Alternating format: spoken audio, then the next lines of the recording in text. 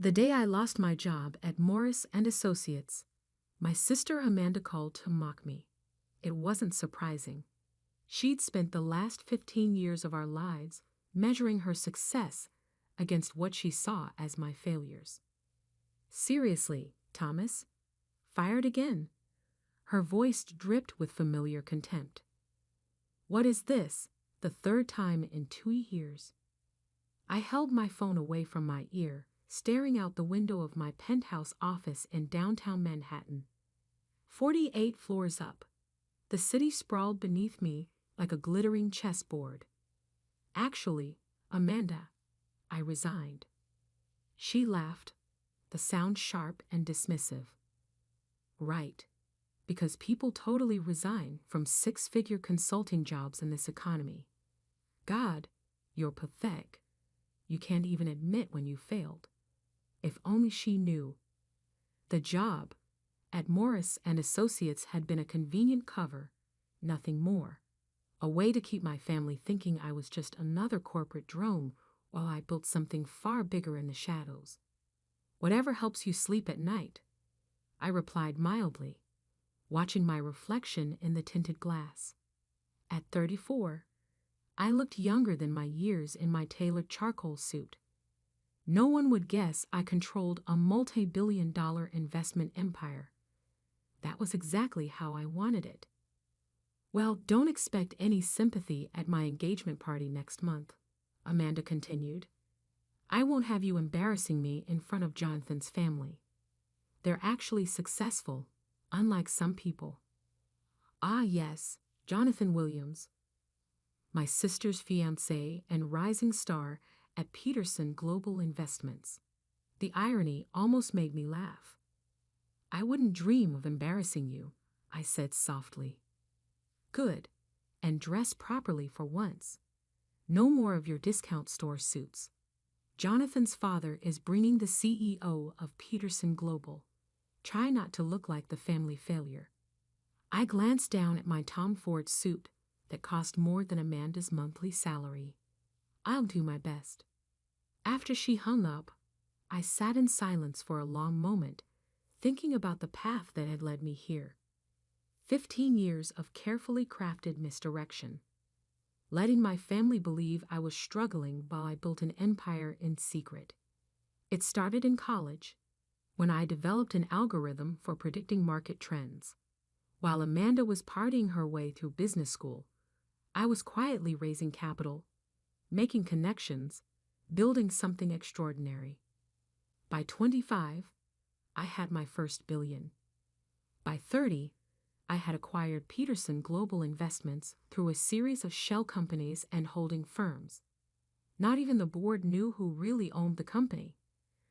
They just knew their mysterious chairman by his results. I kept working regular jobs as cover, letting my family think I was barely getting by. It was easier that way. No expectations, no demands. No one trying to leverage connections or ask for favors. But now, watching the sun set over Manhattan from my private office, I wondered if it was time for the truth to come out. Amanda's engagement party would be the perfect stage. Jonathan Williams, her beloved fiancé, reported directly to me, though he'd never met the reclusive Chairman Peterson in person. My phone buzzed. Speaking of Jonathan, "Sir," he said nervously when I answered, "I just found out. My fiancée. She's your sister?" "Indeed she is, Jonathan." I allowed myself a small smile.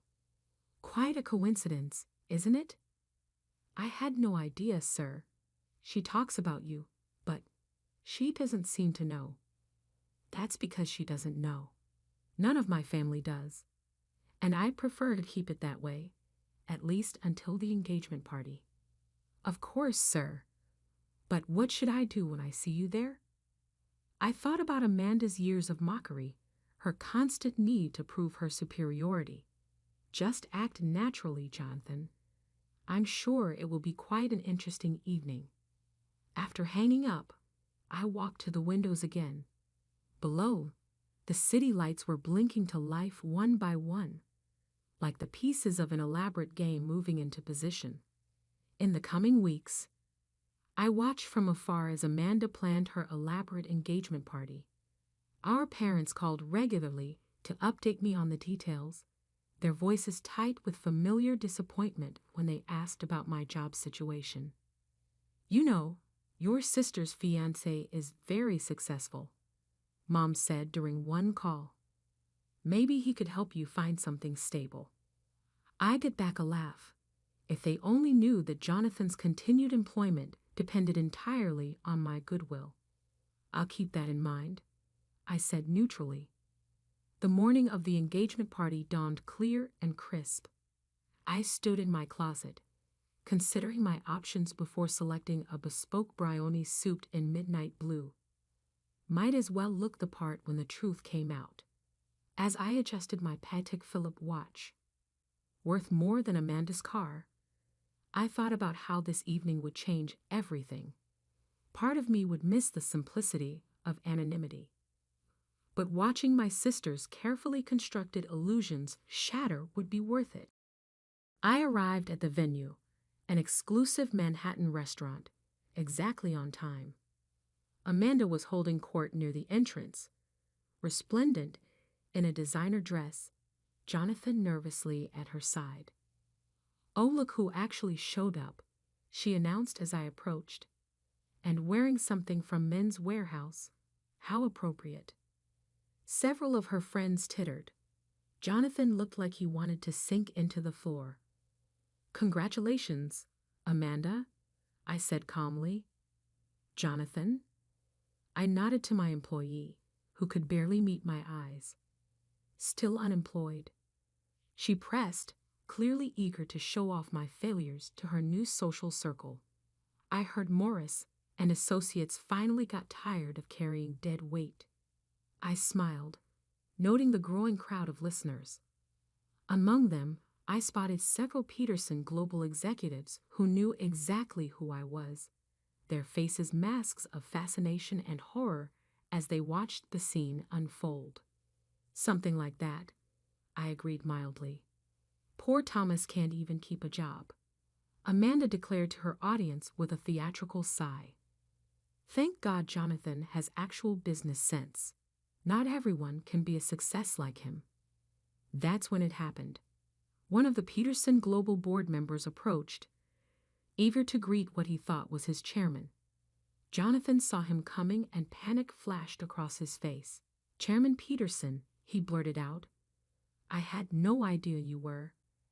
The champagne glass slipped from Amanda's hand, shattering on the marble floor. The room fell silent. I smiled. The game was about to begin. The silence that followed felt eternal. I could almost hear the gears turning in Amanda's head as she tried to process what she just heard. Around us, the party guests had frozen in place, champagne glasses suspended mid-sip, conversations dying mid-word. "Sheesh, Chairman," Amanda stammered, her perfectly made-up face draining of color. "What is he talking about, Jonathan?" Jonathan looked like a man caught between two freight trains. His eyes darted between me and his fiancée, sweat beading on his forehead. "Amanda, I can explain." "Actually," I said quietly, "I think I should do the explaining." I turned to address the room, noting the mix of shocked faces and knowing smiles from my executives. "For those who don't know me, I'm Thomas Peterson, chairman and majority owner of Peterson Global Investments." The whispers started immediately. I saw my parents in the corner, my father's mouth hanging open, my mother gripping his arms so tightly her knuckles were white. "That's impossible," Amanda snapped, but her voice trembled. "You're unemployed. You just got fired from Morris and Associates." "Resigned?" "Actually," I corrected her. "It was one of several cover jobs I've held over the years. Keeps things interesting." I smiled at Jonathan. "You can relax now, by the way. I don't plan to fire you just because you're marrying my sister." Jonathan sagged with visible relief. Amanda's head whipped between us, her designer earrings swinging wildly. Fire him. You can't fire him. You're lying. This is just another one of your pathetic attempts to. Ms. Peterson. A distinguished older man stepped forward. Richard Blackwood, head of our board of directors. I can assure you your brother is telling the truth. He's been our chairman for the past 5 years, though this is the first time many of us have met him in person. I watched the realization settle over my sister's face like an approaching storm. 15 years of smutness, of mockery, of carefully cultivated superiority, all crumbling in an instant. But, she looked at our parents. Did you know about this? Mom stepped forward, her voice shaking. Thomas, is this true? All this time. Perhaps we should continue this discussion somewhere more private, I suggested, gesturing toward a side room. Jonathan, why don't you handle the guests for a moment? My shell-shocked family followed me into an elegantly appointed private dining room. As soon as the door closed, the questions erupted. How is this possible? Why didn't you tell us? Peterson Global, but that's worth billions. I sat down calmly, adjusting my cuffs. It's actually quite a simple story. Remember that algorithm I developed in college? The one you said was a waste of time, Amanda? She flinched. I continued. It worked. Better than anyone could have imagined. I used it to start trading, built up capital, made some key investments. By 25, I had my first billion. Billion? My father choked. Currently, my personal net worth is just over 12 billion. I said quietly. Peterson Global manages assets of approximately 180 billion. My mother sank into a chair. Amanda remained standing, her engagement ring glinting as her hands twisted together. But why the fake jobs? Why let us think you were struggling? I leaned back, studying my sister. Do you remember what you said when I tried to show you my early market predictions? Called it cute, that I thought I could compete with real business people. She flushed. That was years ago. 15 years, to be exact. The same day, I decided to build everything in secret. No pressure, no expectations. No family members asking for favors or trying to leverage connections. Just pure merit. We wouldn't have. My father started. Really? I raised an eyebrow. Like you didn't use Amanda's connections to try to get contracts for your consulting firm. Like Mom didn't ask Amanda to help cousin Peter get an interview at her company. They had the grace to look embarrassed. But all those times we tried to help you, my mother said softly. The job referrals, the career advice, the constant criticism, I added. The comparisons to Amanda's success, the jokes at family gatherings. I kept my voice level, but years of suppressed feelings were rising to the surface. Amanda sank into a chair, her perfect posture crumbling. Oh God, she whispered. All those things I said to you, about being a failure, about not measuring up. While I was signing your fiancé's paychecks, I finished for her. Ironic, isn't it? A knock at the door interrupted us. Jonathan poked his head in, looking uncertain. Sir, I mean Thomas. Some of the board members are asking. Of course, I stood up. We should rejoin the party. I believe there's an engagement to celebrate. I headed for the door, then paused. Oh, and Amanda? That discount store suit you mocked earlier? It's brownie. Costs more than your car. The rest of the evening was a blur of revelations and reactions. I watched as my sister struggled to adjust her worldview, as my parents grappled with their new reality. The Peterson global executives who'd long known me only as a voice on the phone or a signature on documents now clustered around, eager to finally meet their mysterious chairman.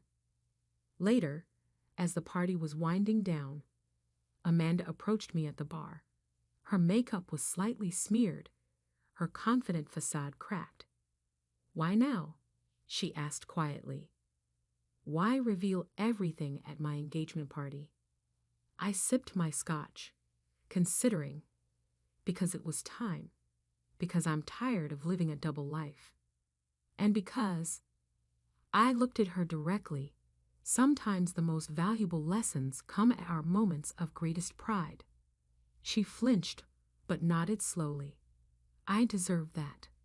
All these years, I've been so superior, condescending, cruel. "Yes," she whispered. "I'm sorry, Thomas. I know it doesn't make up for anything, but I'm truly sorry." I studied my sister, seeing for the first time in years the girl who used to be my best friend before success and rivalry drove us apart. "The question is, Amanda, what happens now?" She looked at me uncertainly. "What do you mean?" "Now that the truth is out, now that you know your failure brother is actually one of the most powerful men in global finance, now that your entire perception of our relationship has been turned upside down, what happens next?" Her answer would determine a lot about our future. I waited, watching emotions play across her face as she grappled with 15 years of shattered assumptions and the dawning reality of our new dynamic. The world I'd built in secret was now fully exposed. The carefully maintained walls between my two lives had crumbled. As I waited for my sister's response, I wondered if revealing the truth would heal our family's wounds or only deepen them. Either way, there was no going back now. The weeks following the engagement party were a study in chaos theory, how one revelation could spiral out into countless unforeseen consequences. The story of the mysterious Chairman Peterson revealing himself at his sister's engagement party leaked to the financial press within days. Our family's photo appeared in the Wall Street Journal, my sister's shocked face immortalized for the business world to see. My phone buzzed constantly with messages from family members who'd suddenly remembered how close we used to be. Distant cousins pitched business ideas. Old friends from high school resurfaced with investment opportunities. Even my third-grade teacher somehow got my number, wondering if I remembered her special influence on my success. But it was the changing dynamic with my immediate family that proved most fascinating. My father, ever the pragmatist, switched from disappointment to pride so quickly it gave me whiplash. "I always knew you had potential, son," he said over lunch at his favorite diner, the same one where he'd lectured me about financial responsibility just months earlier. It was just a matter of time. I stirred my coffee, remembering his very different words from Christmas. "Really?" "Because I distinctly remember you calling my career a testament to wasted education last December." He had the grace to look embarrassed. "I was wrong, obviously very wrong. But you have to understand, seeing you bounce from job to job, never seeming to settle. Those jobs were covers to Dad, carefully chosen positions that wouldn't draw attention while I built something bigger. Every failure was calculated." "But why?" he asked, genuinely puzzled. "Why hide your success from us, from your family?" I looked at him steadily, because I wanted to succeed or fail on my own merits. No family connections, no expectations, no pressure, just me, my ideas, and the market. "And no trust in your family to handle the truth," he added quietly. "Can you blame me?" I gestured around the diner. "Look how everyone's acting now that they know. Even you, Dad. Would you be sitting here, proud of my choices, if I was still just a mid-level consultant getting fired every few years. He didn't answer. He didn't have to. My mother took a different approach. She showed up at my office, my real office, unannounced one afternoon, somehow talking her way past 3 layers of security. "This is where you've been all along?" she asked, taking in the panoramic view of Manhattan. "While we thought you were struggling." "Mom." "No, let me finish." She turned from the windows, her eyes bright with unshed tears. "Do you know how many nights I lay awake worrying about you? Wondering if you'd ever find your path, if you'd ever be okay." "I was more than okay," I said softly. "Yes, you were building an empire, in secret, while letting your mother think you were barely getting by." Her voice cracked. "Was it worth it? Was proving your point worth all the pain you caused?" That hit home. I'd spent so many years focused on maintaining my cover, on building something independently, that I'd never fully considered the emotional cost to others, especially to her. "I'm sorry," I said finally. "Not for building this my way, but for hurting you. That was never my intention."